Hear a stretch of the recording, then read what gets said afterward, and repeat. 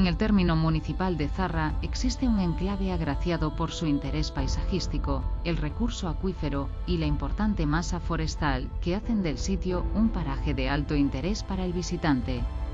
A mediados del siglo XX, este entorno era característico por la producción de electricidad y el abundante caudal hidráulico con una perfecta red de canales abasteciendo de fuerza motriz la pequeña central generadora. El continuo transcurrir de los obreros en su construcción y su posterior mantenimiento, así como la riqueza de sus tierras, hicieron que se estableciera esta pequeña población en el interior del valle que produce el río, denominándose la aldea de la Hoz, formada por una docena de edificaciones, pero con el paso de los años hizo que cerrase la central hidráulica, con lo que los habitantes de la aldea se trasladaron a las poblaciones cercanas, transformándose en un paraje deshabitado.